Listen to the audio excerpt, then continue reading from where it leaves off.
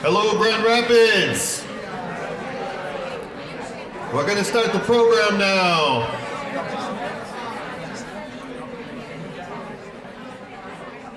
What a beautiful room this is.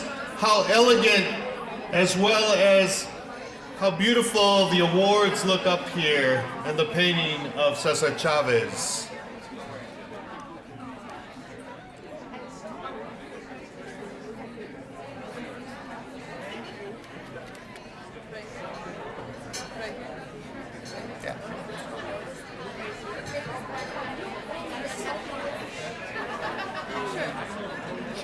Right here.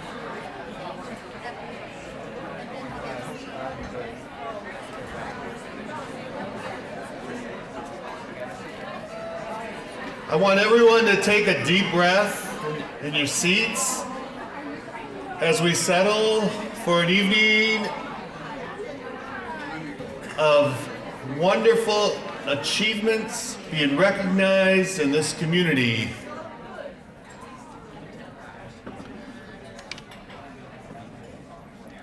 Buenos noches, good evening everyone, and welcome to the 14th Annual Hispanic Excellent Scholarship and Community Awards. Give yourselves a round of applause for making it out here tonight.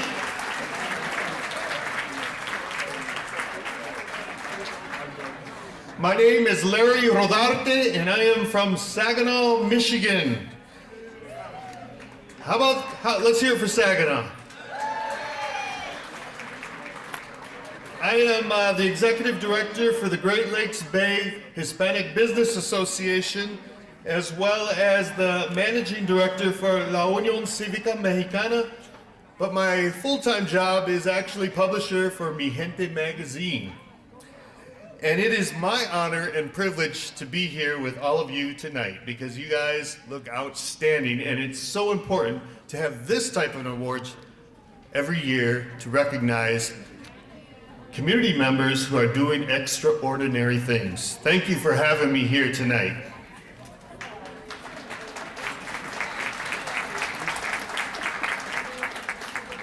To start the program, I would like to invite Pastor Laura Feliciano, who is starting her new role as pastor at the La Nueva Esperanza United Methodist Church, to offer the invocation and special blessings of our food. Pastor Laura.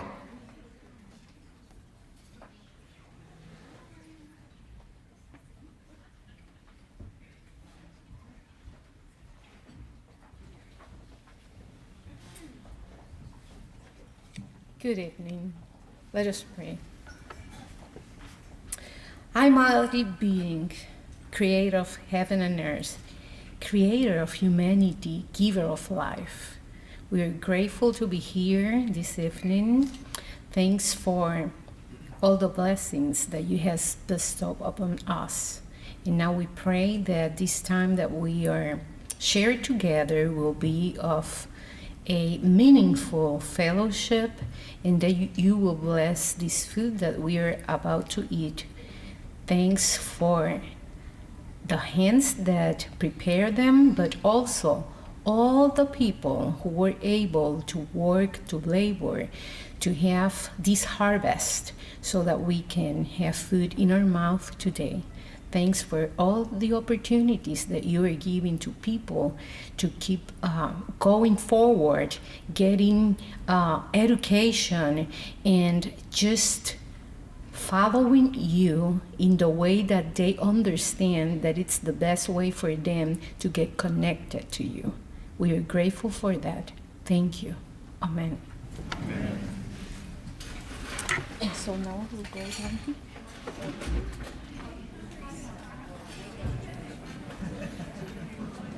Thank you, Pastor Laura, for your inspiring words. You know, isn't it wonderful that we're here tonight to celebrate Cesar E. Chavez and connect him with education, because education is very important, we know, for all our community. Now, for the best part of the whole evening, right, besides the scholarship recipients being awarded and the awards, it's time to eat the delicious food from Noto's distinguished chefs. Please wait for the staff members to escort your table to the buffet station and enjoy your dinner, and the program will resume approximately in 30 minutes. Meanwhile, the Moniz Band will play some music for our enjoyment. And I want to give some recognition to the Moniz Band over there, who's providing you with entertainment all the way from Detroit, Michigan. And you know, that's one of the beautiful things about tonight is that we have people from Saginaw, Detroit, East Lansing, joining the natives here from Grand Rapids. So give yourselves a round of applause.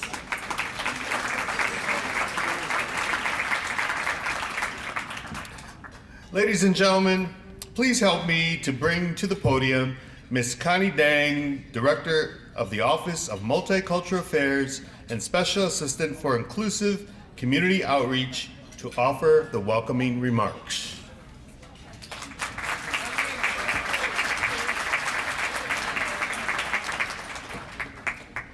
Maybe I'll just stand here.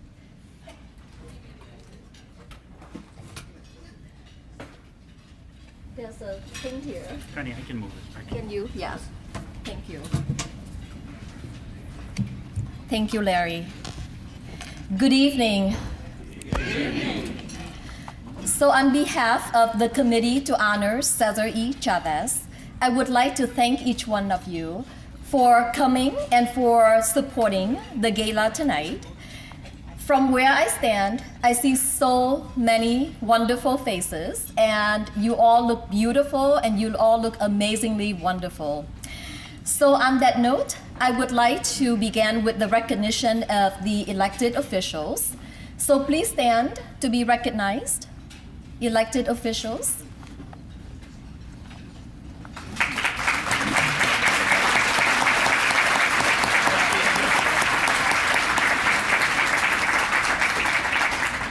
So thank you for all the work that you do on behalf of our people in the communities.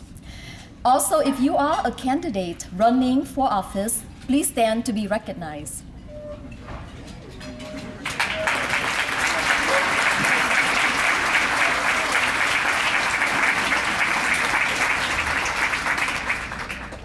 And in the room today, I also would like to acknowledge that we have the new city manager, Mark Washington.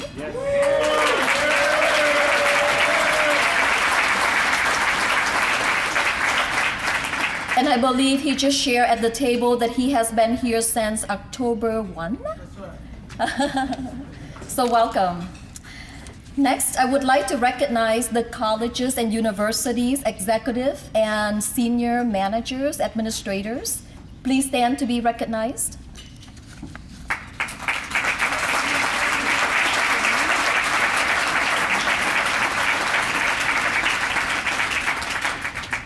So as you know, tonight's gala is made possible by the generous support of many sponsors. Thank you, Grand Valley State University, for being the Cesar Chavez legacy sponsor. And at the Aguila level, our appreciation goes to AT&T and GRPS. So, yes, thank you.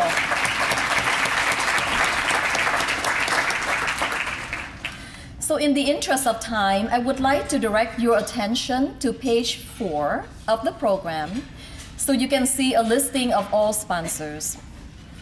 In addition to the sponsors, we have a team of people who serve on the committee, and they have been working and meeting together for many, many months to organize and to bring together an amazing program for you tonight. So committee members and volunteers, please stand to be recognized.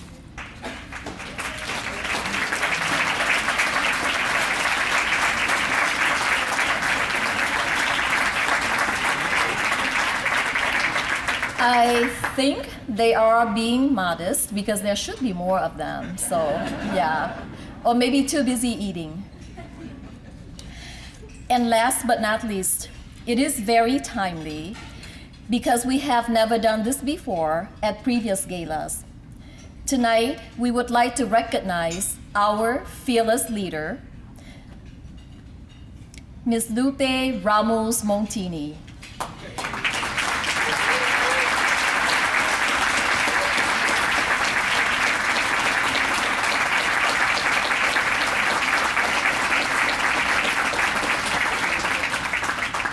The incredible work that Lupe has done as the chair of the committee to honor Cesar E. Chavez for the past 18 years. Under her leadership, the 3 signature events, including tonight's gala, the Spring Social Justice March, and also Cinco de Mayo. These are the 3 programs that serve as a platform for raising money for scholarships. So let's give Lupe a round of applause.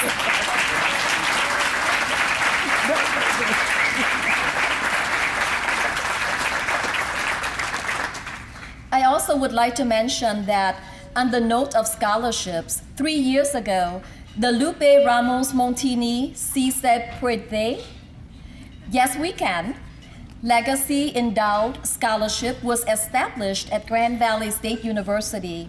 And within the first 3 years, 7 scholarships of $3,000 each has been awarded to students. So for those of you who know Lupe, you would know that she has dedicated her entire career to advance educational opportunities and access to youth, not only in West Michigan, but throughout the state.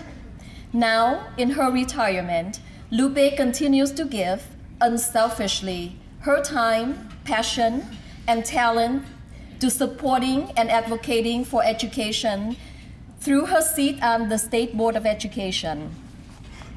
So I would like to, at this time, bring up artist Eric Picado and the members of the Cesar E. Chavez Committee. Please come up to help me present a token of appreciation to Lupe. So members of the committee, please come up.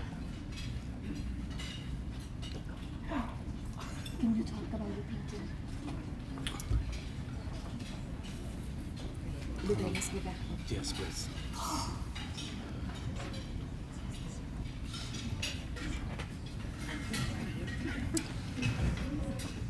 "13 years ago, I have the honor to meet that woman who just showed up with a big smile on her face. I was actually part of a local art fair, and I was looking for a way to find out a niche in a way, with my art business. And I asked Lupe, everybody mentioned your name, but I don't know you. This is gonna be the first time we met, and I would like to talk to you. I'm coming from the Caribbean, and I got a big stuff on my bag, like a Santa Claus, full of dreams. And she opened the door for that conversation. She opened the door for her own house and considered her actually one of my mentors. So it's a privilege for me to have this beautiful piece of art, which is one of the Picardo Frida Kahlo portrait, in honor of all of the beautiful things that you have done for our community. And thank you to all of you also. Felicidades.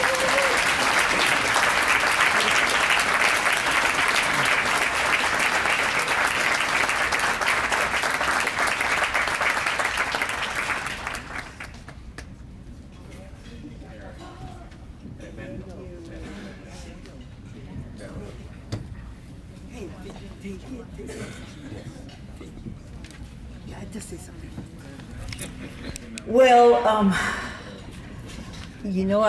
I am out of words, but I want to thank the committee for this beautiful portrait. I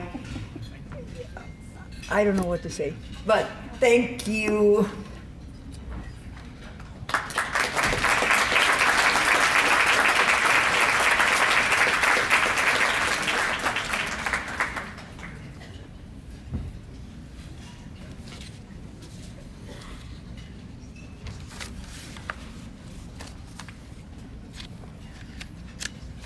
Wasn't that a beautiful portrait by Eric Picado?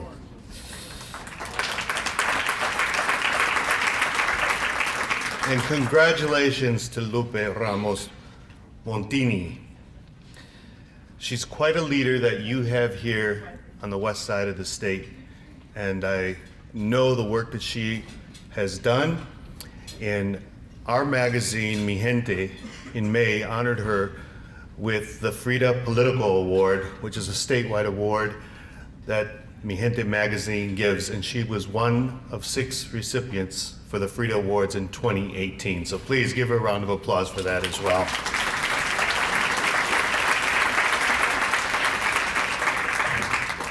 You know, the most important part of this gala, of course, is the presentation of scholarships to the students from 4 institutions of higher learning: Aquinas College, Davenport University, Grand Rapids Community College, and Grand Valley State University. All these students will be attending these institutions.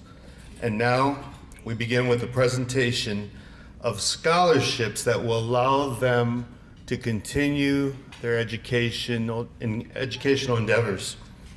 Please help me welcome Alicia Lloyd from Aquinas College, who will introduce the Cesar E. Chavez Scholarship recipient.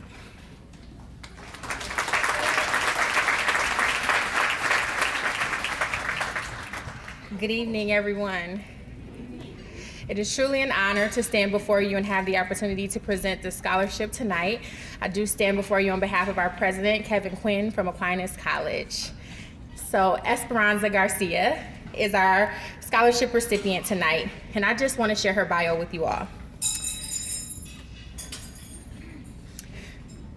You have the same rights as others. This is what my parents, Mexican immigrants, would say when the time arrived for my sister and I to decide on a career. My mom wanted me to remember this, whether I chose to become a hairstylist, my middle school aspiration, or a civil rights lawyer, my present day aspiration. That belief has helped me as I pursue a higher education. The economy has not always been on our side, and we are learning about the American educational system as we go. Growing up, I learned about Cesar Chavez on my own accord and realized that his fight for civil rights is one that still needs to be fought. I informed myself about social rights issues to become a better advocate, and this has led to me becoming the current president of a student organization called Women in Power that helps to give a voice to women of color at Aquinas College. In my endeavors, absolutely. In my endeavors, I hope to always remember that si se puede, and I hope to help others remember that too. So Esperanza, it is my honor to present to you this scholarship today. She is so deserving and one of our star students at Aquinas. So please, let's celebrate Esperanza.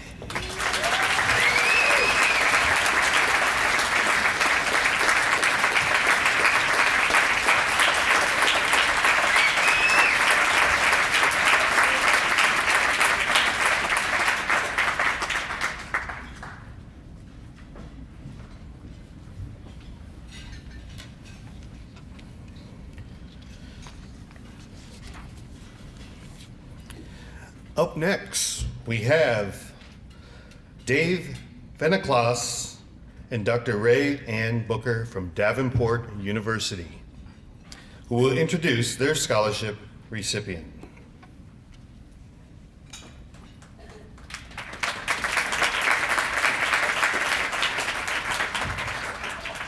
Thank you, and congratulations to all the scholarship recipients and those that will be honored this evening. Before we begin, I also want to point out there's other special celebrations happening in this room tonight, as both Dale Robertson and Marcia Haas are celebrating birthdays. So let's not forget to wish them a happy birthday.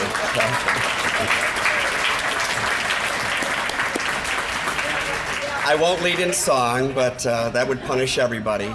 But we're at Davenport University. We're very pleased and honored to be a founding member of the Unity Committee and the Committee to honor Cesar E. Chavez as we work together with our educational partners to change lives and generations through education. And here to present our scholarship recipient is a person that I've had the honor of working with. I actually should say for for the last 7 years, Dr. Rayanne Booker.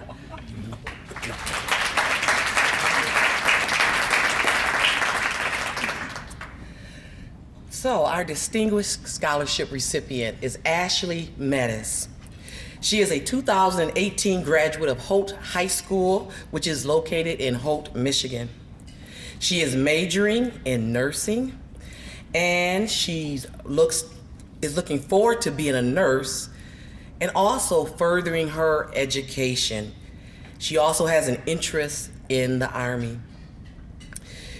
She feels that the Davenport University Chavez Scholarship has made a huge difference for she and her family. And I asked her, I said, well, what is the difference that it made for you and your family? And she very simply said, I was able to go to college. So we're happy at Davenport to have Ashley as a student in our nursing program. And I'd also like for her mother and her sister to please stand as she is recognized for this very deserving award. Ashley.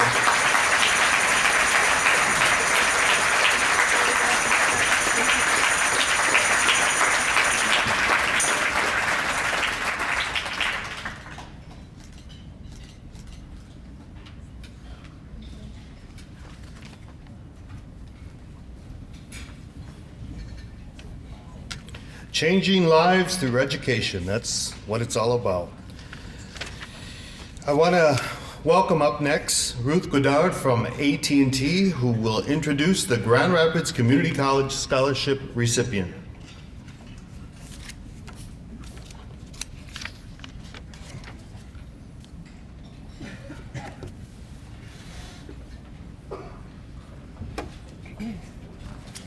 Good evening, and I am very excited to be here again this year, representing AT&T and their support for all the work that this committee does and celebrate the achievements. Our first recipient tonight is Emily Pineda Gonzalez. She's a sophomore pursuing an Associate of Science in Business. Some of her challenges come from being a first-generation college student. She had to figure everything out for herself. And it was tough figuring out the college systems, where to go to college, when to apply, since she didn't have even a clue where to begin or who to go to for advice. But despite those challenges, she continues to work hard to eliminate barriers and improve her GPA and continue her college journey.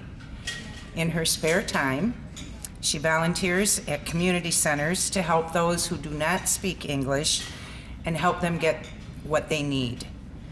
She's proud of her Mexican heritage and uses her first language to help others feel like they belong here. She helps close family and friends and even Hispanic customers at her job get the full advantage of everything they deserve. In her essay, she said, "Helping others is the strongest quality someone can have, because at one point, each and every one of us needed all the help we could get." And isn't that so true? Tonight, Emily is here with her parents, and congratulations.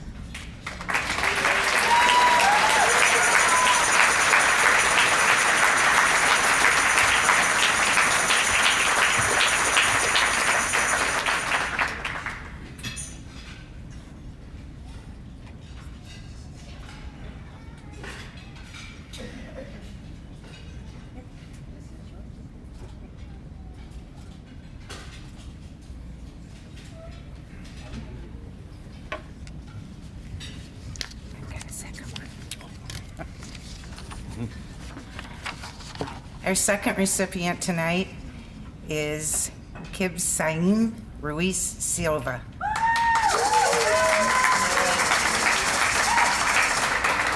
Who has a 3.7 GPA. She is pursuing a degree in engineering. Her future plans are to earn a bachelor's degree in biomedical engineering at GVSU and to later serve in limited resourced communities by becoming a general doctor. She has faced many challenges as a college student due to limited resources and opportunities for financial aid and scholarships due to her immigration status. The stress she has felt over her financial needs have affected her physically and emotionally over the years. She worries about her expensive tuition, books, and transportation. She's not able to finish her degree as quickly as she would like. She said in her essay, "Despite the challenges I face and will keep facing in the future, it is essential for me to persevere, especially for the sake of those who face a greater struggle than I." It is Kipsaim's goal to follow Cesar y Chavez example of perseverance amid adversity and keep making an impact in her community. Tonight she is here with her parents.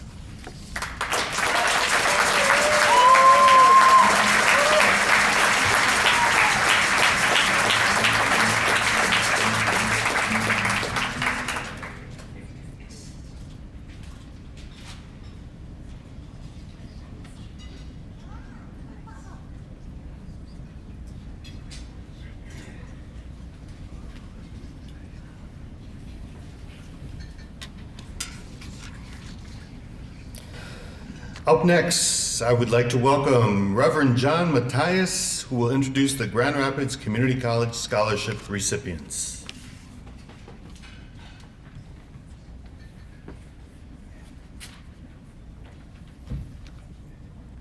Good evening.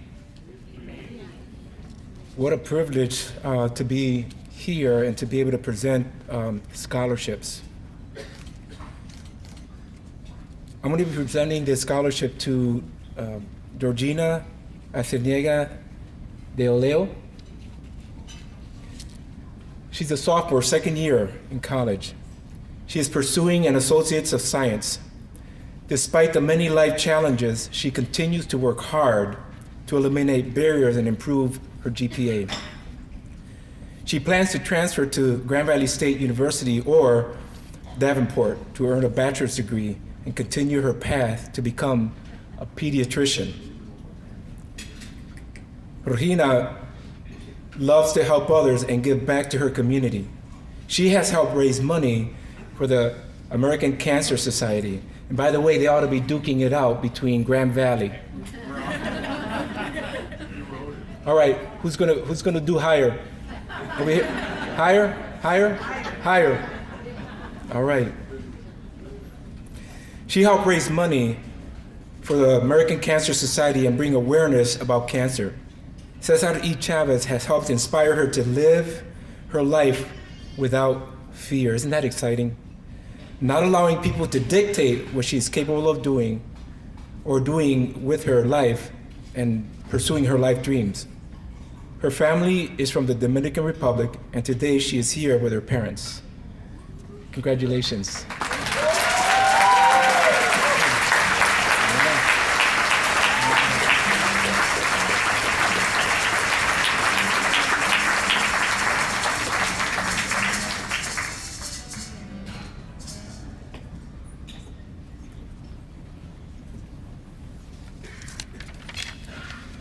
I have a second privilege this afternoon, tonight. Mary Elizabeth Rojas is a sophomore. She is pursuing an associate's in science in pre-engineering. Her future plans are to transfer to a four-year institution and earn her bachelor's degree. Mary Beth is from Venezuela and came to the United States 6 years ago. Her primary language is Spanish, and she has to put extra effort to learn the language and also learn and understand the materials in her class. So you can imagine how that is. She has two young children, a 3-year-old girl, Isabela, my daughter as well is Isabela, and her 2-year-old boy, Alejandro, who has recently been diagnosed with autism. She has to learn how to effectively manage her time to meet her needs and raise them to the best of her capabilities, while she goes to school and works. Mary Elizabeth's principal source of motivation to achieve her career goals is her family, La Familia. She wants to be able to give to them a better life with more opportunities and resources than she has ever had. She would like to be an example of persistence providing to them the education, that education is the way to success. It is never too late to complete it. She is teaching her children how to be grateful by recognizing all the sacrifices and hard work involved in giving them a better life. She has said, being a foreigner who has been blessed to receive and be protected by this country motivates her every day to become an asset that is able to give back to the United States of America for all the chances and support given to her. Tonight she is here with her husband and mom. Felicidades.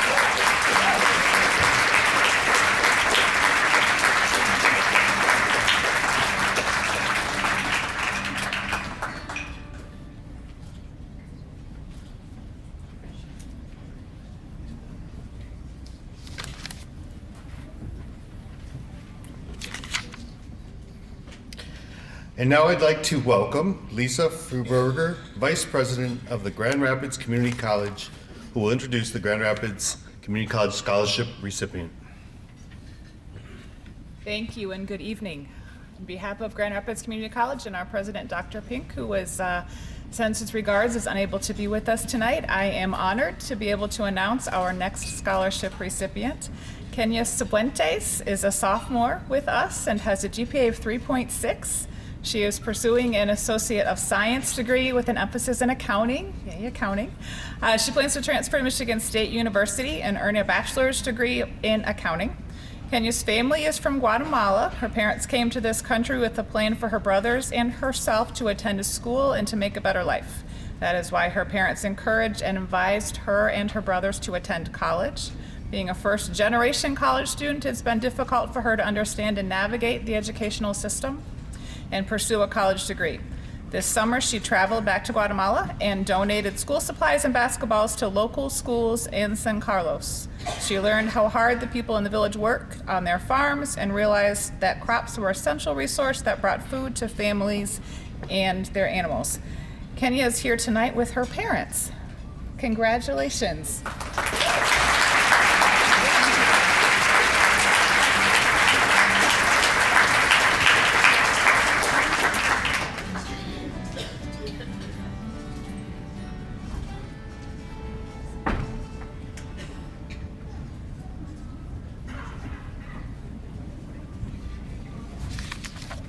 And next we have Mariah Carrasco. Mariah has a 3.83 GPA and she's pursuing a degree in engineering. Also a first-generation college student. She's made the president's list, the dean's list, and joined an honors society.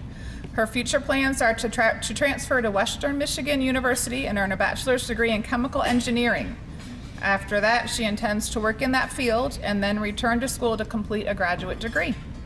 Mariah is hoping to work in a biological or environmental agency because her main goal while working in the chemical engineering field is to discover new ways to sustain the environment and provide a better quality of living. She has had some difficulty balancing full-time work, full-time class load in life, and has had to face adversity and great determination and perseverance to get where she is today. She is here tonight with her mom. Congratulations.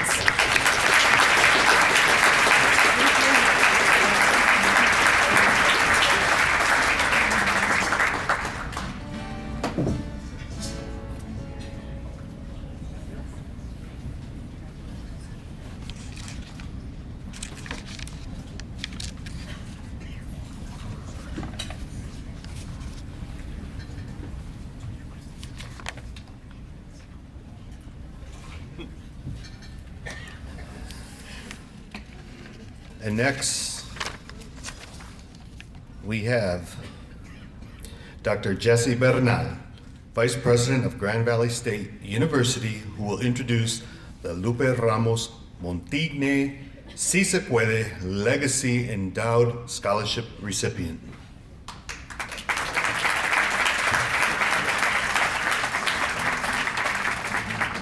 And it's not the longest name of a scholarship that we have at Grand Valley, just to let you know.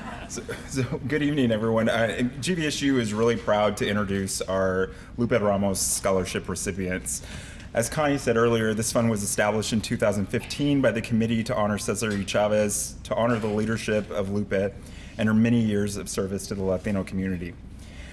Much like Lupe, these dedicated students are driven by their passion for learning and using that knowledge for the common good of our community. Cristina Nino Zavila, Katie Garcia, and Dante Ronquillo, you are a force for positive change through the principles of Cesar Chavez, and we are honored to call you Lakers. Joining us tonight is Cristina. Cristina is of Mexican heritage and grew up here in Grand Rapids.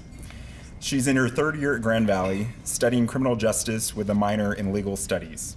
She aspires to attend law school after receiving her bachelor's degree to become a criminal defense attorney. At GVSU, Cristina serves in the community in her role as a resident assistant in several of our living communities. She's the Vice President of Advocates for Immigration Reform, a student organization dedicated to educating and advocating for immigrant rights, as well as a member of GVSU's Laker Familia program. Cristina also spends much of her time in the community, volunteering as a peer mentor and a tutor. She's also here with her sister tonight. Cristina, we are really honored to recognize you as the recipient of the Lupe Ramos Scholarship.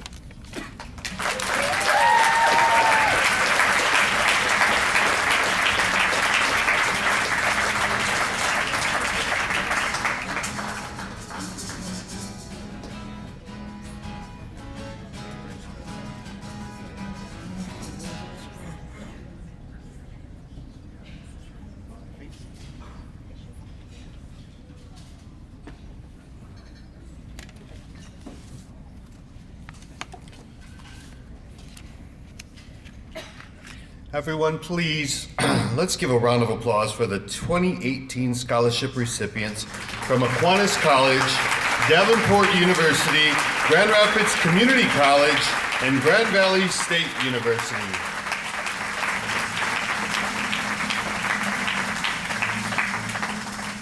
You know, it's always encouraging to see young people come up, receive scholarships, because truly, you know, we all know they are our future. And, you know, it's really important that we continue to celebrate and give scholarships to recipients throughout the years. And we have a great opportunity with the Lupe Ramos Montine Si Se Puede Legacy Endowed Scholarship. It's almost reached its goal. There's only $25,000 left to raise so that the scholarship will be perpetuated. Tonight there's about 250 people in this room. So if each of us could contribute at least $100, then at the end of the evening we would have a greater reason to celebrate, right? It's wonderful that you have this here in this community, and you're so close. And I really encourage all of you to reach into your pockets and give to help our future generations of students who are having difficulties, whether it's personal difficulties or academic. Having the scholarships there so that they don't have to worry so much about their financial needs is really a plus to help them continue and go forward. So adelante, please, if you can, give tonight for this endowed scholarship. And in this program tonight, you will find donation envelopes. The program there that is at your tables. If you have a star on it, you are a destined leader. Because those of you who have a star on your envelope, you are the captain of your table. You will help collect all of the envelopes, and if your table has a 100% donation, you win. You're winners. So please, if you can, while you're filling out the donation form, we're going to continue on with the transition to the next part of the program, which is the presentation of community awards. Okay, give us some time to tell the music to start to play us a song. So if we could hear from our entertainment at this moment, so that everyone here can think about their donations. And really, you know, these kids, they really rely on these scholarships because these are the kids that are doing well. And what I mean by that, they may be doing well academically, they may not be, but they have the tenacity to fill out the applications, to find money to help them in their educational endeavors. So we have to, you know, really applaud their efforts, because if any of us know, it's difficult to find scholarships and to have a community such as Grand Rapids and the Cesar E. Chavez scholarship is a wonderful thing for this community to stand behind and to have leaders like we have in this room who have made it possible. For the sake of time, we're going to move and transition into the next part of our program while you fill out the forms. So please, we have an honorary guest here tonight. I want you to help me welcome to the stage Dr. Abdul El Sayer, who will open up the Community Awards presentation with a special message and then introduce the Youth Award recipients. Abdul.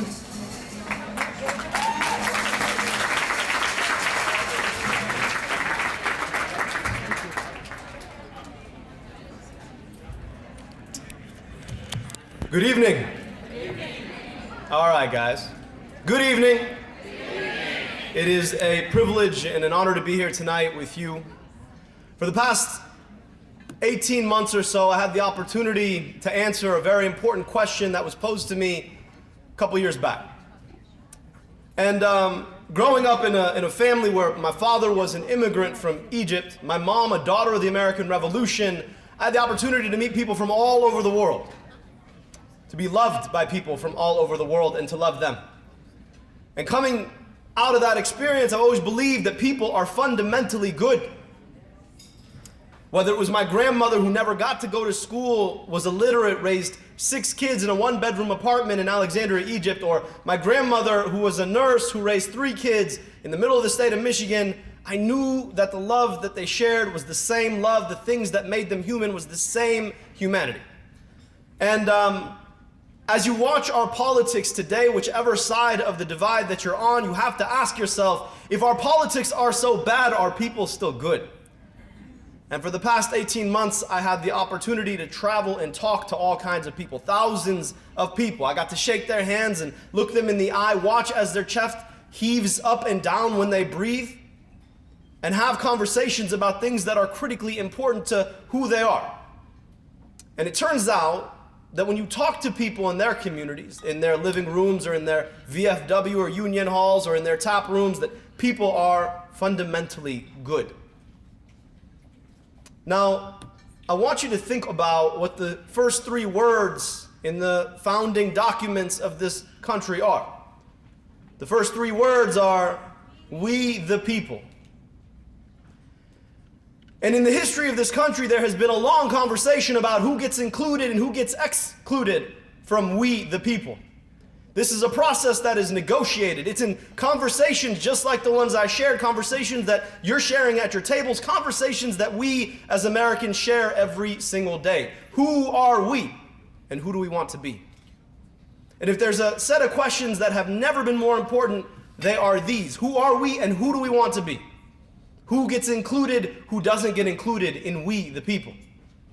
And then I want you to reflect on the fact that everybody we praise as freedom fighters, people who have made this country better, have always been people who have sought to increase the number of people included in that we rather than decrease the number of people included in that we.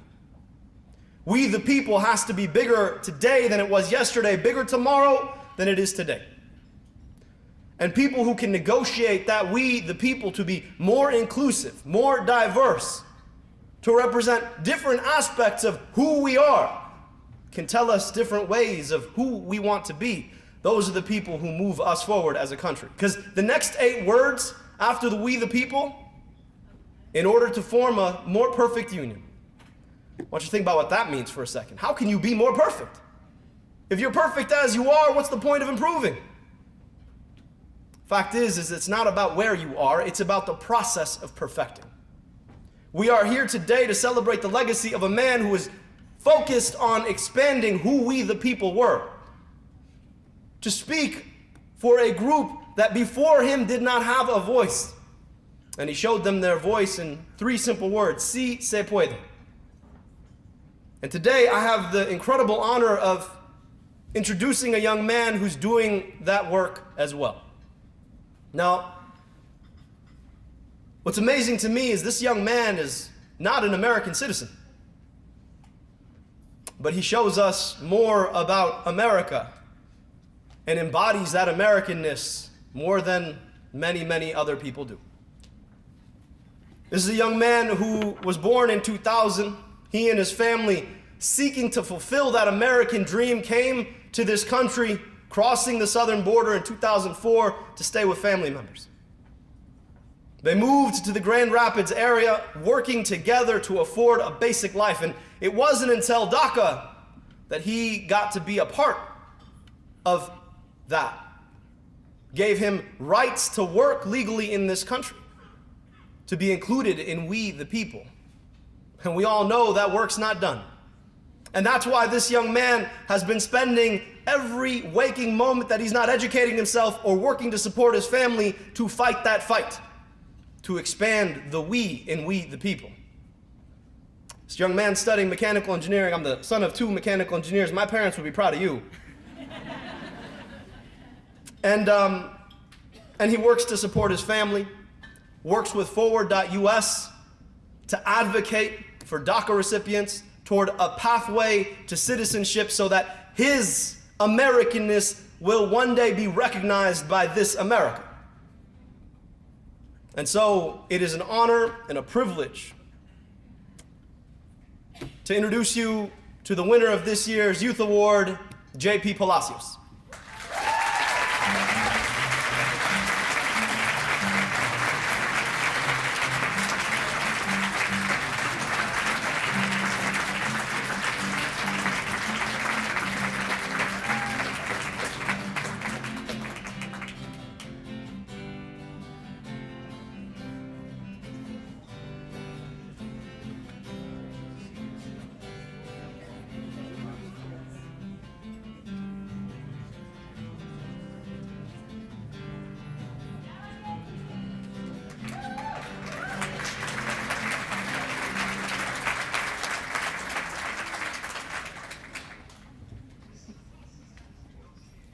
Thank you so much for that motivating speech, Abdul. Next, I want you to please help me welcome to the stage from M Live, Mr. John Gonzalez, Gonzo, who will be introducing the Golden Citizen Award recipient.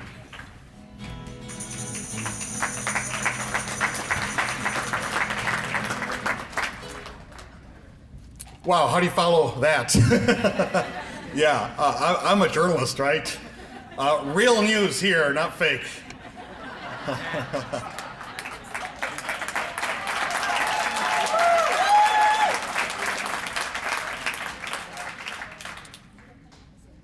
This is indeed an honor and a privilege. I'll tell you a little bit more about my relationship with our next recipient. I will just say this, though. Being a proud Chippewa, fire up chips, pretty tough to do this for a Bronco. But we got hurt pretty bad at the football game last week. I don't care about the rivalry between Michigan and Michigan State. The Broncos and Chippewas just as intense. Over his 30 plus years as an educator, the true mission of education has evolved in the mind of Principal Rick Muniz. It used to be enough to promote the goal of ensuring that the futures of children in his schools became better and brighter than the lives of our forefathers who sacrificed so much and toiled so ceasingly to provide their children with the opportunity to learn. These days, Rick tells his school children daily that their calling in life is no less than to change the world. As Cesar Chavez said, real education should consist of drawing the goodness and best out of our own students. What better book can there be than the Book of Humanity?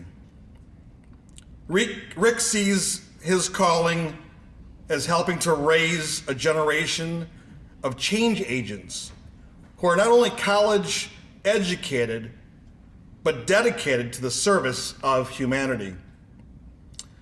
As I said, I first met Rick a few years ago, a fellow journalist at the Holland Sentinel newspaper.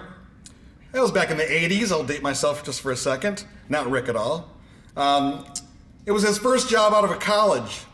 And here he discovered that the highest concentration of Hispanics in the state was largely invisible in the eyes of government, the schools, and even the very newspaper where we worked together.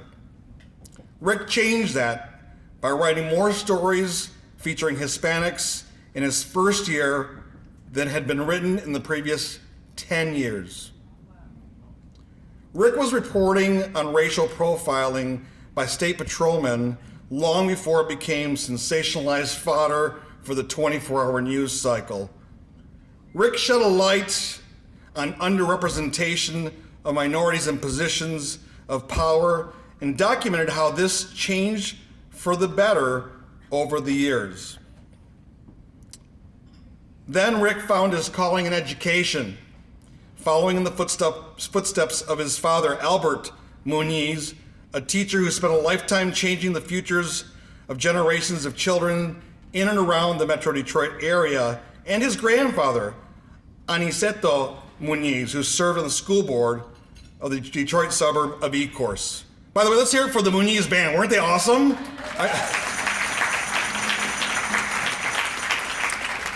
I should have said that earlier because I was a fill-in for a little while, and you may have heard me on the maracas over there.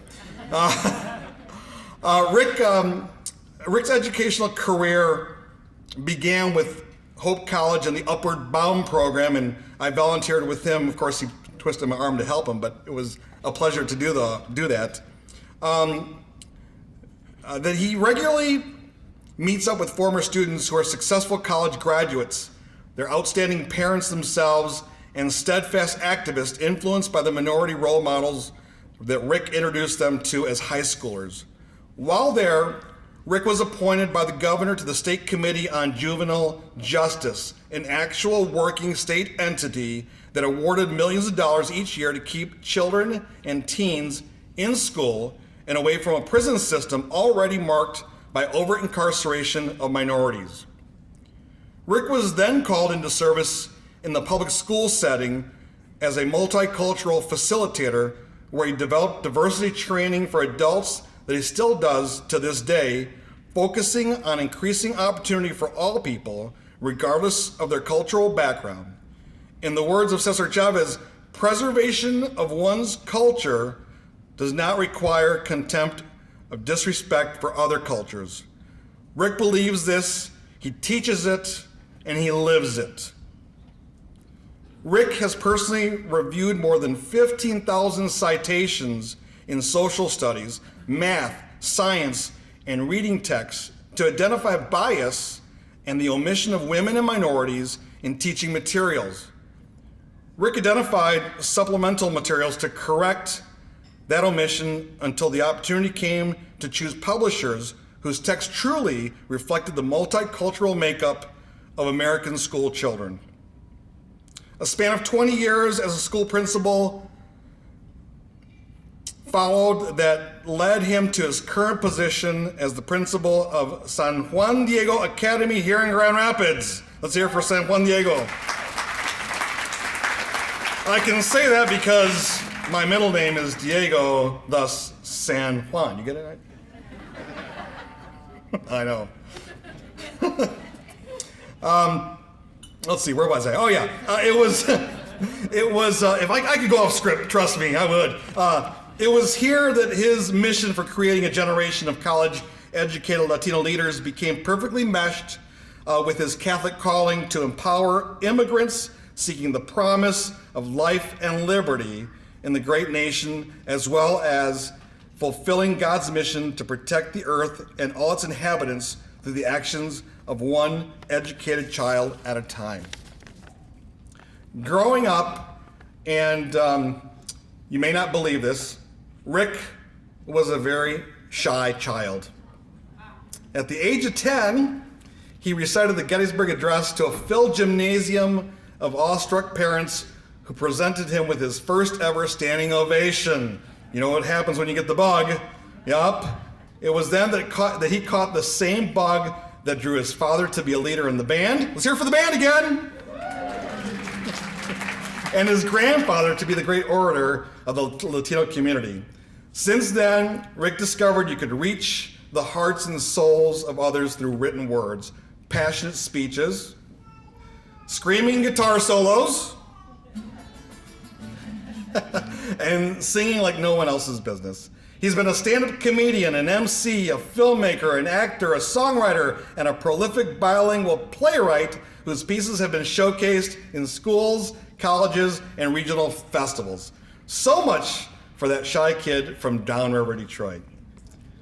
These days, it's hard to keep him off a stage, and we ask him to join us here on stage in a second to be recognized, a legacy inspired by his parents and grandparents. This is a legacy embodied by the thousands of children and young adults who Rick says have blessed his life. Rick says an educated youth is the greatest legacy any of us can leave. And as Cesar Chavez taught us, an educated youth is the greatest fear for those that thrive on the ignorance of the public to secure power. We therefore endow each of these youth with a mind to think for themselves, a heart that recognizes injustice, and the most dangerous gift of all, a voice. Ladies and gentlemen, Rick Muñiz.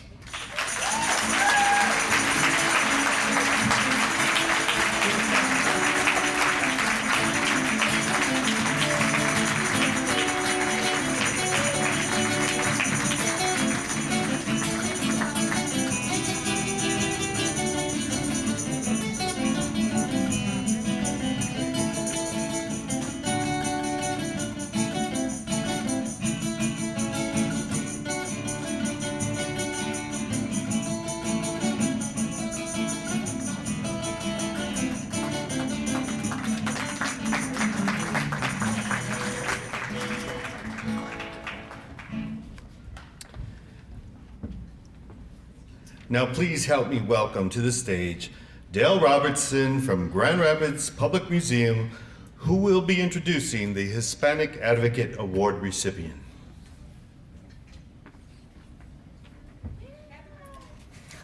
Thank you. Happy birthday, Marcia. Dr. Wendy Verhaeg Faub is this year's Hispanic Advocate Award winner. Wendy is from Hudsonville, Michigan, and the youngest of 7 children. Her family valued education and encouraged the pursuit of being lifelong learners. Well, Wendy took it to heart.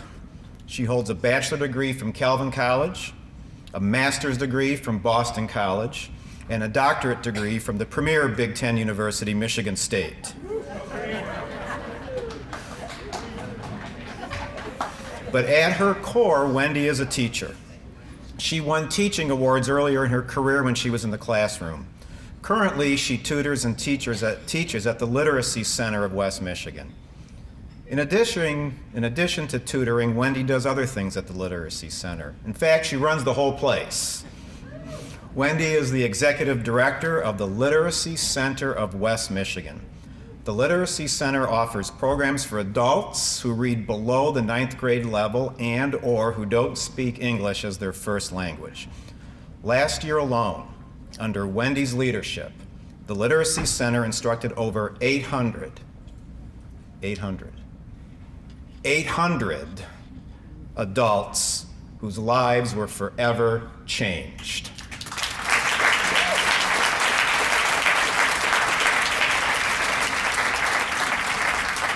But it gets better.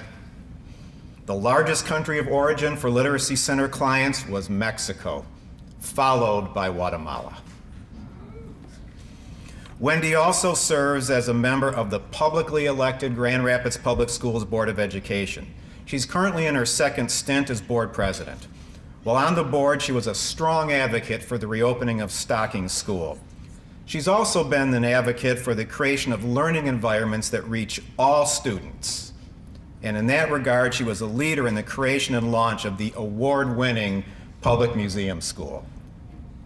Wendy believes in and works to embed the principles of inclusion throughout her life. She is and has been an advocate for social change. In fact, she's an advocate for the principles that Cesar Chavez stood for. How do I know? Well, please allow me to answer that and close with Wendy's favorite quote from Cesar Chavez. He said, "Once social change begins, it cannot be reversed. You cannot uneducate the person who has learned to read. You cannot humiliate the person who feels pride. You cannot oppress the people who are not afraid anymore." Ladies and gentlemen, the 2018 Hispanic Advocate Award winner, Dr. Wendy Verhaeghe Fall.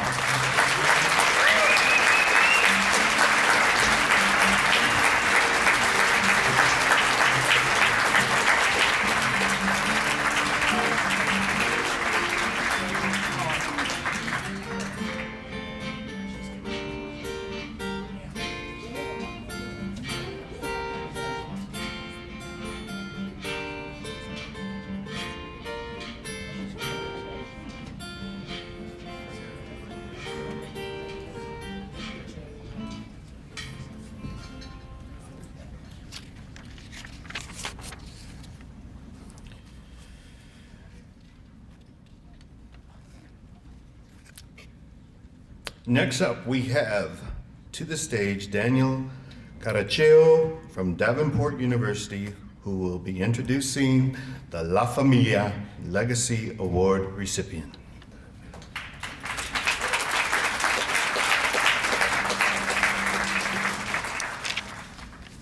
All right, great to see everyone here. Now, it's my honor to introduce the recipients of the La Familia Legacy Award, 4 generations of activistas. The ancestry of this family is rooted in Dolores Hidalgo, Guanajuato, in Mexico.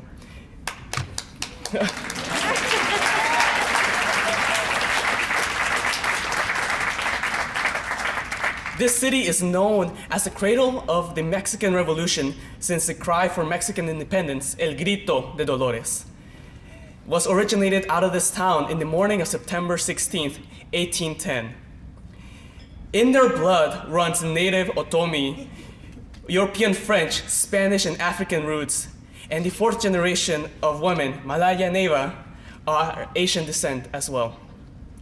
A little bit about them. Hema has worked with the MICA Center as an organizer for the Workers Center, and she's now a volunteer organizer for Movimiento Cosecha.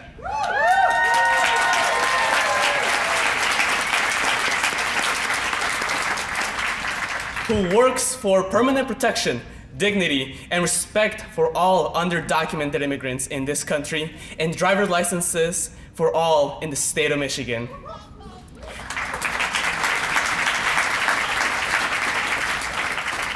And I would also like to know that I would consider her one of the most influential mentors I've ever had in my life. Her mother, Tomasita, 78, follows the lead of her daughter, Hema, by passing out literature with the information about the immigrant struggle and the fight for immigration reform. Everyone she comes in contact with her, she speaks to them in her native Spanish tongue, even if they might not speak Spanish.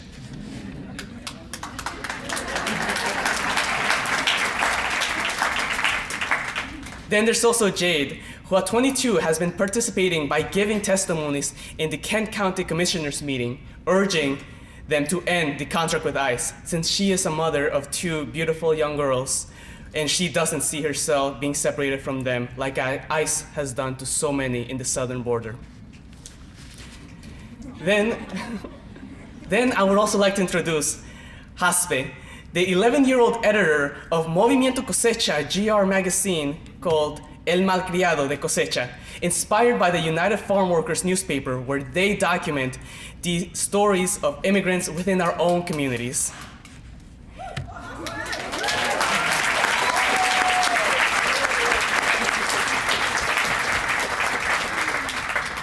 To demonstrate the courage that this family possesses, let me tell you a quick story.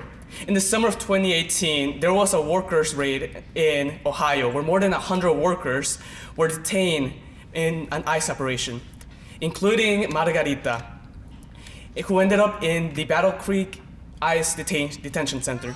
The attorney, Richard Kessler, who was a part of GR Rapid Response to ICE, was able to secure a release of Margarita on a bond that her family had to pay, which was anywhere from $5,000 and up.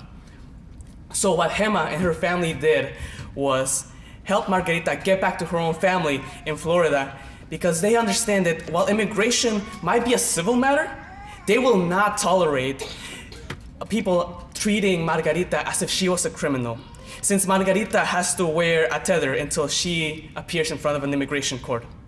So by Tomasita's determination and persistence on giving information out to people that might not even speak her own language, by the compassion and courage of Jade in standing up and speaking up about family unity, by the commitment and dedication that Haspe has shown to the movement by walking 65 miles in 5 days to Lansing to interview the walkers along the way for El Malcriado de Cosecha, and by the dignity and respect that Gemma has shown to all people affected by the injustices in our society. This family of fighters continues the legacy of Cesar Chavez every day by their actions, and so it is with great honor for me to present to them the La Familia Legacy Award.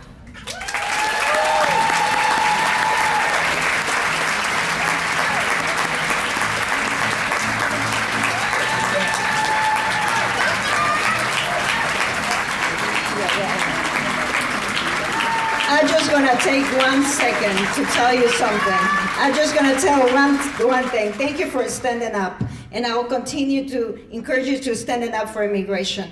2 weeks ago, after the pilgrimage, we were outside this beautiful place because there was some other gathering here, and we were outside speaking up for end the contract with ICE. We were outside of this venue. Now, I didn't know that I was going to be inside this venue, right?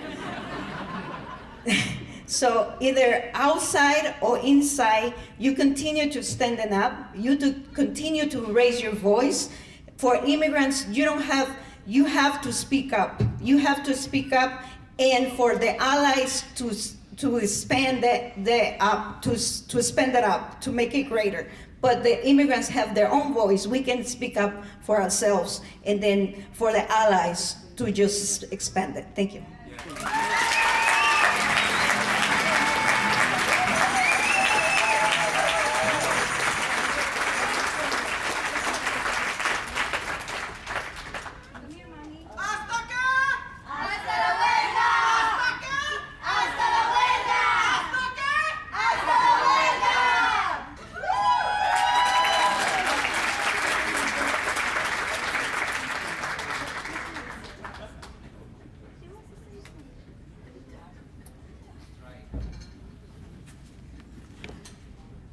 Wow, how beautiful was that, huh?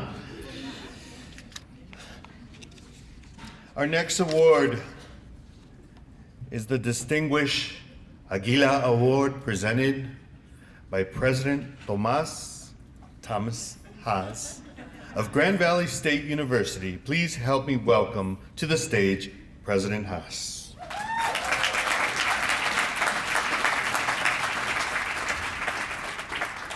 Gracias. Buenas noches. All right, it's great to be here. This is a evening of inspiration. I don't know about you, but we're going to leave tonight full of motivation to make the world even better, don't you think? Yeah. That's what this is all about. It really is. Whether it be through scholarships, whether it be through, weren't those youngsters up here beautiful? It really was. That, you know, when you think about what we're celebrating here is extended family, and I do appreciate your words to that effect too. So this is really a great inspiration to all of us to be here. And I agree with Connie. Boy, this is a great place to see the faces that are here, Connie. Wonderful. So let me say congratulations to all those that have been recognized tonight. And I'm very honored to join you tonight for this very special event and introduce the committee's recipient of the Distinguished Aguila Award, Grand Valley State University's Vice President for Inclusion and Equity, Dr. Jesse Bernal, a person who truly lives and exemplifies the legacy of Cesar Chavez. When Dr. Bernal came to campus in February of 2015 from Southern California, I questioned his judgment.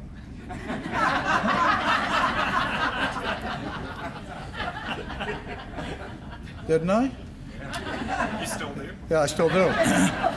So, but now he had arrived as the second Vice President for Inclusion and Equity, and there was no question in my mind that there would be a great fit on my cabinet. His commitment was already parallel to that of GVSU's, focused in what it means for institutions to support the transformation of lives, of families, and of communities. And as a result of his leadership through these past years, Grand Valley has adopted a university-wide social justice and intersectional framework that intentionally guides our efforts and initiatives on campus and in the broader community.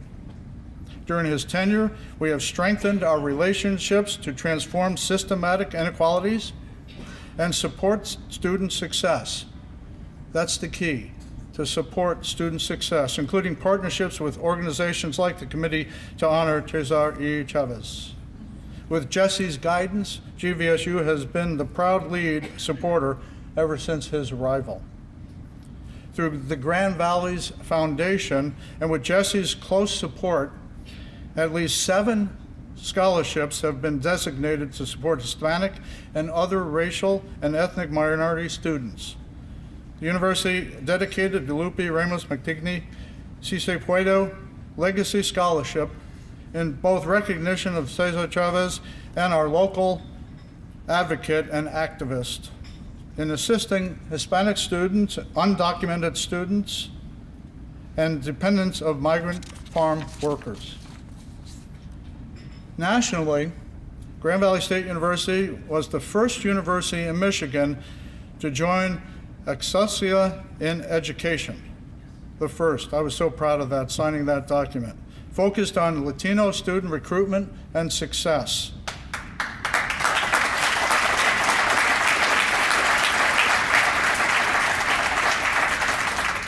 And also advocacy for increased support of DACA and undocumented students.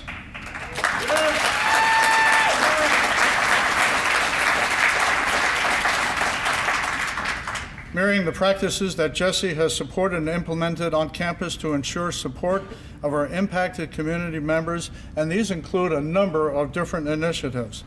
Lake Familia, new student orientation program to support the transition of new Hispanic Lakers and their families.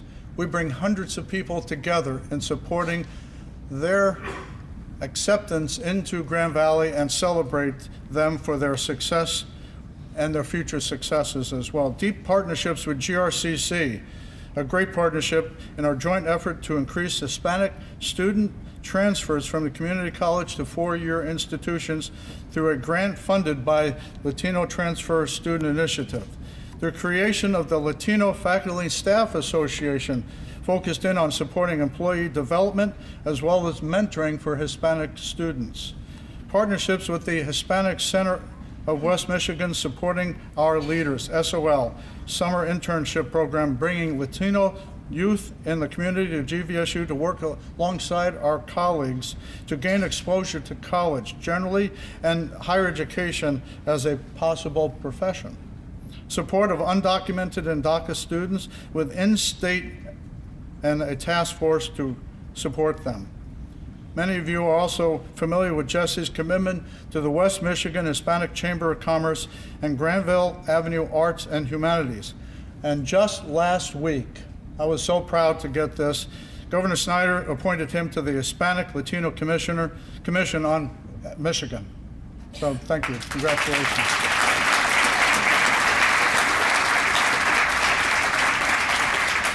Through his commitment to the people and the community, students of Grand Valley State University, West Michigan, and beyond have been empowered with scholarships and earned excellent educational opportunities, particularly important at Grand Valley, where we have seen since 2006 an increase of 84% in Latino student enrollment, from about 700 Hispanic students in 2006 to almost 1,300 today.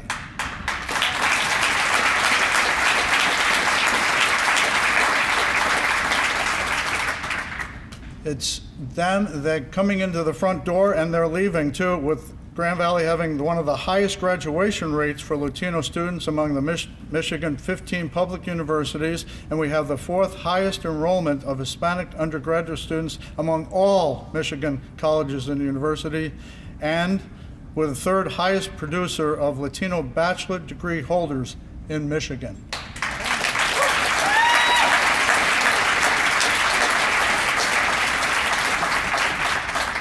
Well, Jesse made a commitment to himself when he was of the age of many of the scholarship recipients that we had here on the stage tonight.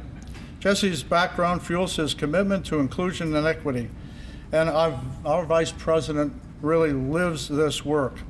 He and his 3 brothers were raised by a single mom and their grandmother in a very small, poor, mostly Mexican immigrant community in South Texas.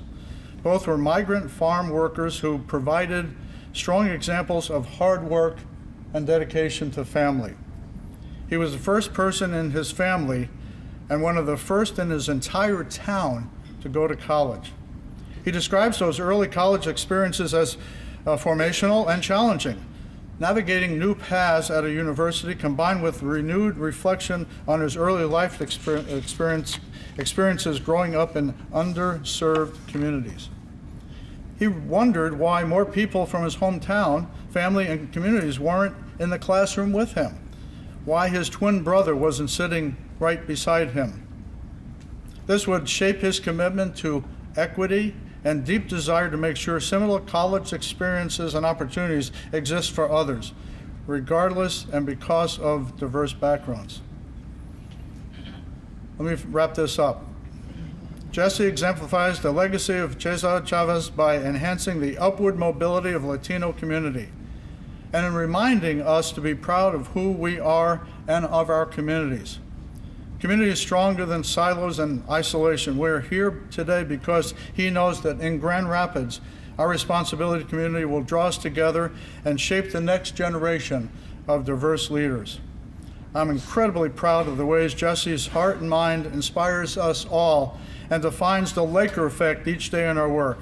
With barriers removed, we have broadened the effect that we have to our students and the rest of the world. Vice President for Inclusion and Equity, Dr. Jesse M. Bernal, is the embodiment of the legacy of Cesar Chavez, and I'm so honored to recognize him as the recipient of the Committee to Honor Cesar E. Chavez Distinguished Award. Congratulations.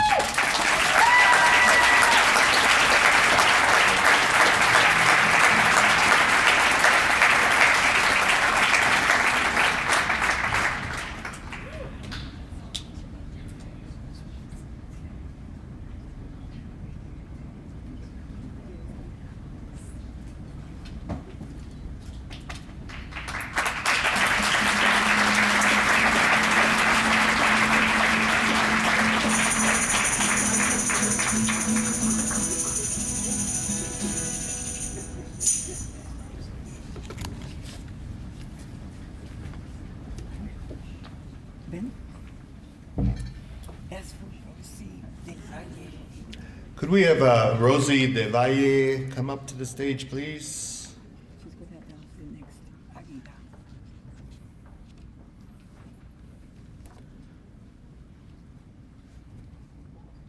Rosie will be announcing the next Aguila Award.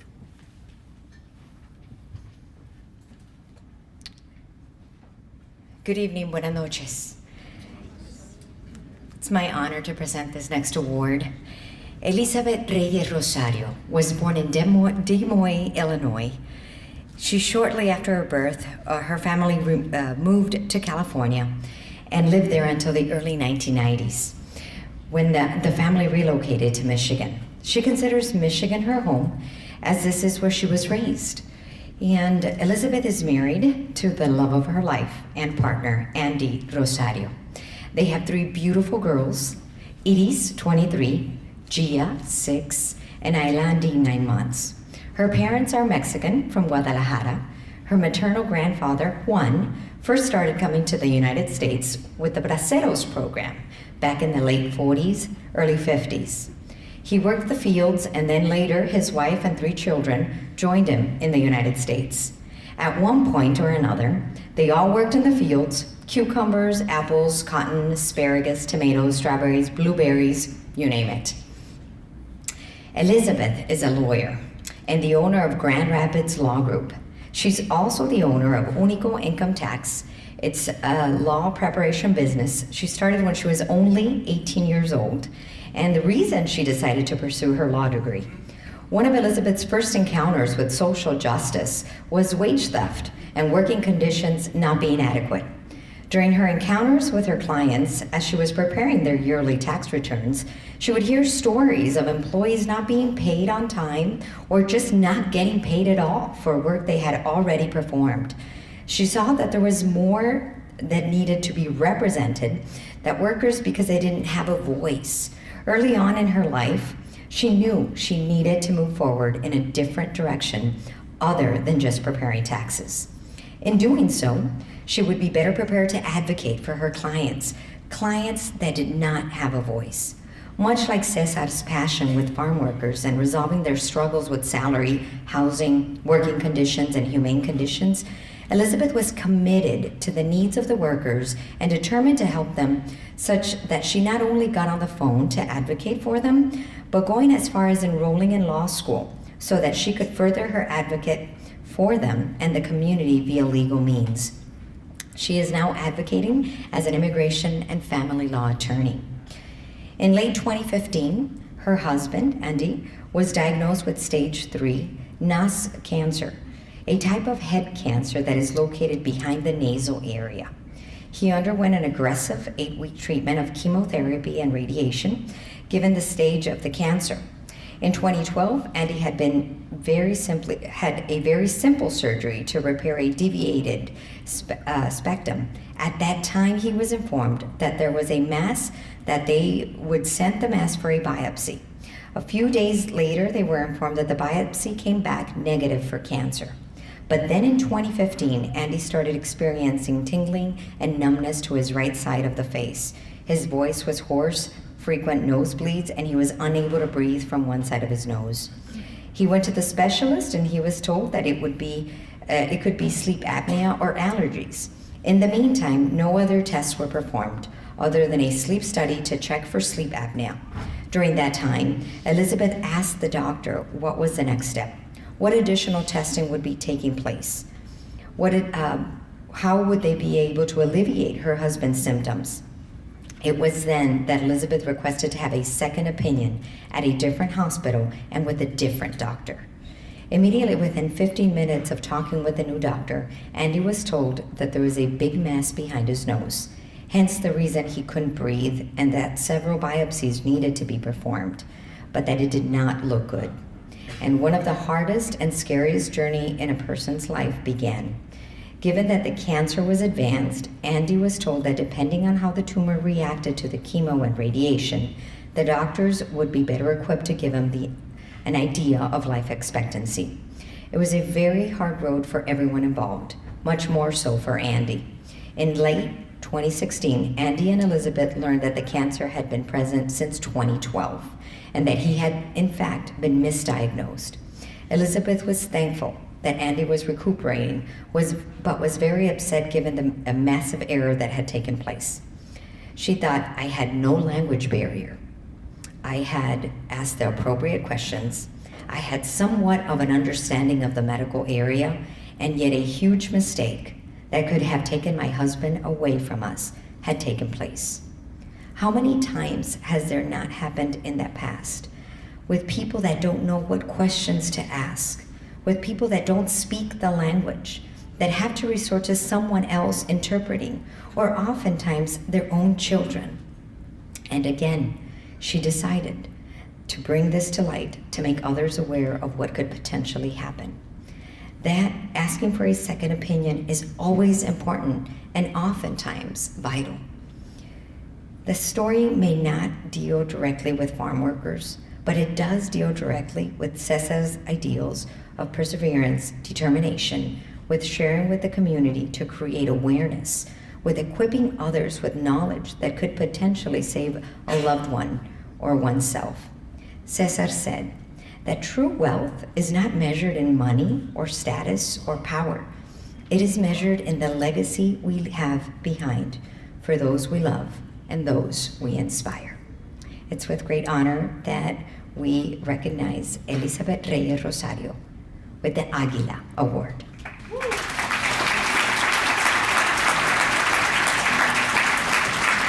And she did send me a text message. She's actually on the road from Ann Arbor. Her husband gets exams quarterly, which came back normal. So they're very happy, they're celebrating. And she asked for Lupe to receive the award for her this evening. Gracias.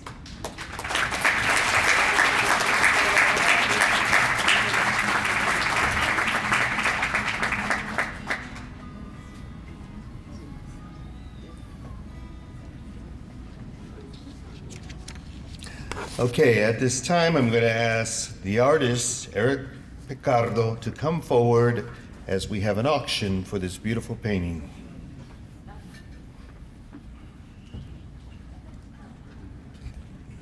All right. I haven't done this before, but I think we can do all together. Live auction. I'm really good doing art. I'm really good promoting culture. But we got another original Picardo Art Frida portrait. It's a mixed media. Frame it is our original one. So right now, if you haven't got any in your collection, this is the time. This is a 350 value. So we're gonna start probably with $100 a bid, and then we're gonna going up. And of course, I think si se puede. We're gonna do this all together. I'm gonna ask for the first $100, and yeah, we got $100 over here. All right, so let's go with 150. Who's got 150 over here? Okay, perfect. We got 200. Who's gonna come up with 200? En inglés y en español. Si se puede. $200. This is our original Picardo piece. Frida Kahlo, one of the most iconic. Okay, Dano, thank you so much. Gracias. We got 200. We're gonna have. Let's ask. What about if we ask for $300? Yes. Lupe, ¿verdad que sí se puede? We need $300 right now. It's an original Picardo artwork. Thank you, Eric. Well, we're almost finished here. Let's congratulate and give a round of applause to the 2018 Community Award recipients. Weren't they wonderful stories and wonderful examples of people who are doing great things for our community? We have concluded the program, but I would like to invite the Honorable, the tenacious, the incredible, extraordinary Lupe Ramos Montini, chairperson of the Committee to Honor Cesar y Chavez, to give the closing remarks. Lupe. Gracias, gracias. ¿Se puede? ¿Se puede? ¿Se puede? Yes, we can. And yes, we will. Now, Cesar Chavez and Dolores Huerta didn't invent Si Se Puede just for nothing, right?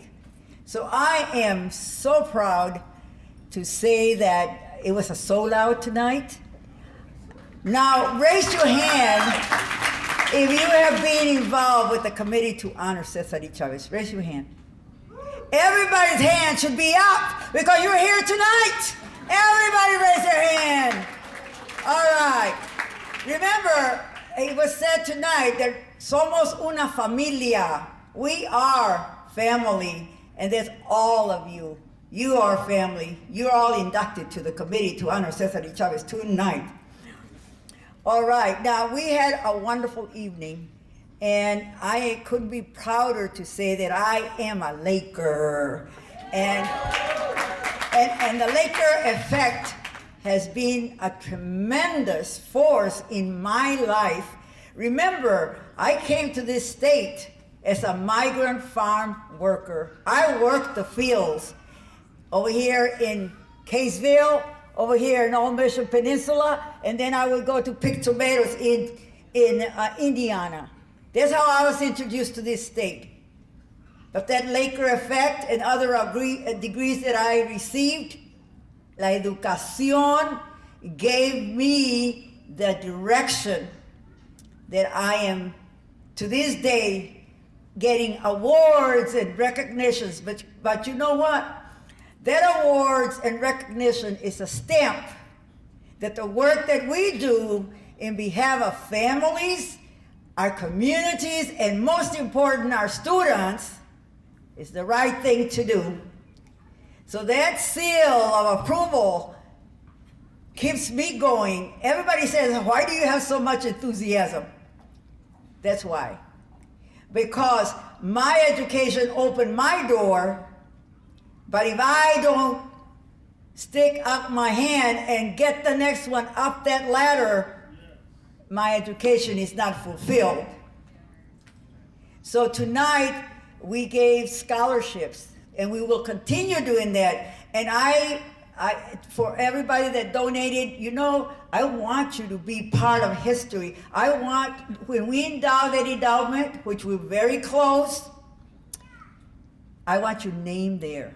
I don't care how much you give, but I want you to see your name there, because that's a seal of approval that the Lupe Ramos Montini, it gives me chills to say that, because when I was going to Grand Valley State University, I had a one-year-old baby boy. I used to work in Muskegon as the bilingual director, and I had to travel back and forth, and twice a week I would stop at Grand Valley, go to classes until I got my master's. It wasn't easy, and my little boy missed me a lot because I worked in Muskegon. The next day I had to get up early and be at work by 7. So you know it was a sacrifice. But that degree gave me the key to help others, and I am so proud, everybody that took part in the program, so proud. Larry, let's give Larry Rodarte from Saginaw, Mi Gente magazine, a big round of applause. And Dr. Abdul El Sayed, all the way from Detroit, give him a big round of applause.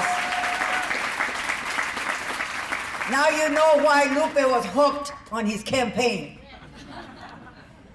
To this day, I still have the Abdul sticker in my car until he runs again. And to the band, the Muñiz, La Familia Muñiz, all the way from Detroit. We have people from Lansing, from Kalamazoo. Hey, we have followers that care and want to help our students, and that's just a beautiful thing, a beautiful thing. And also I want to welcome our new city manager, Mark Washington, the first president of the United States, to our community. We plan to work with you, Mark, because there's some things that we want in our community that I know you're going to be able to help us. We have a meeting already. All right, so I thank also my co-chairs, Connie Deng, Miss Connie Deng, and Mr. Devin Rittenhouse. Both of them work hard, real hard to get all this done. And Devin was my 7th grade student when I was teaching middle school.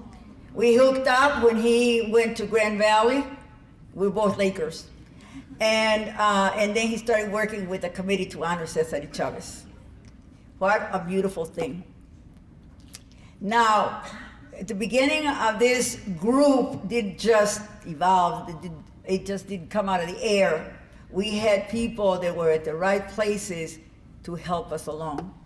We have, I want you to come over here, Ed Sosa, he was one of the co-founders that is still with us.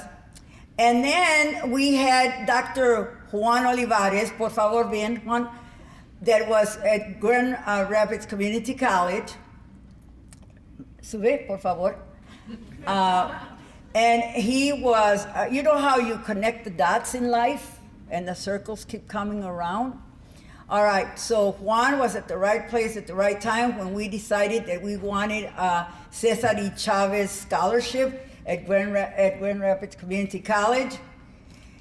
God puts the right people at the right place if you have the ganas to do it.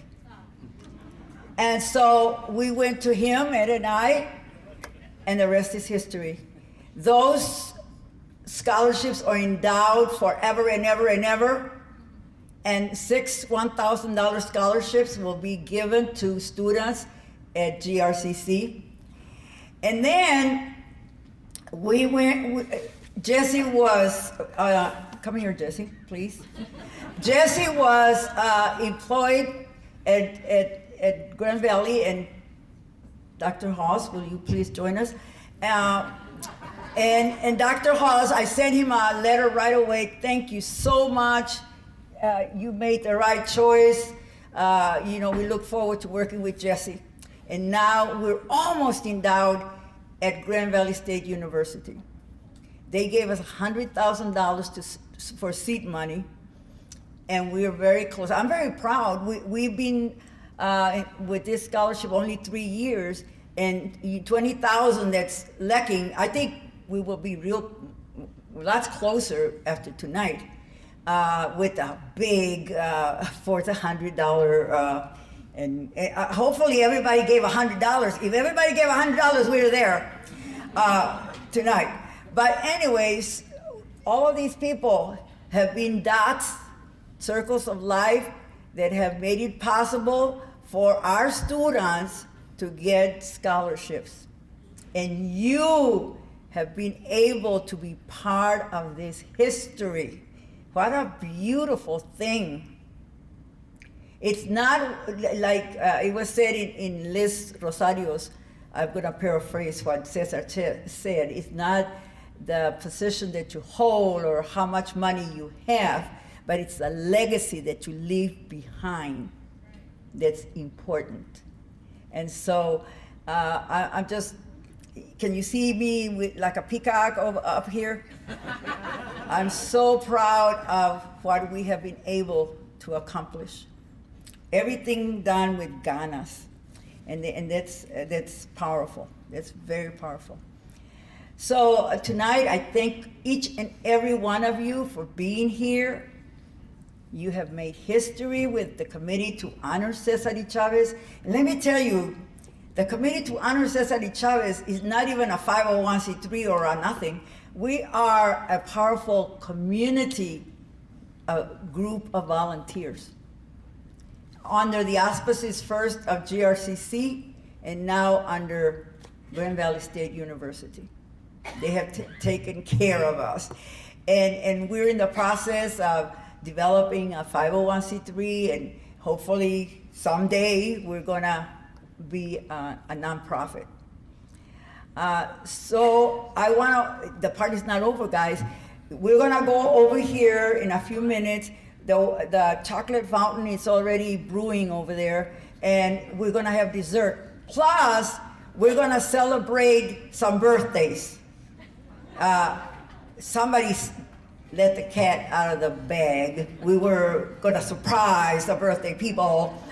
But anyway, so please plan to join us over there and eat some chocolate and fruit and celebrate birthdays.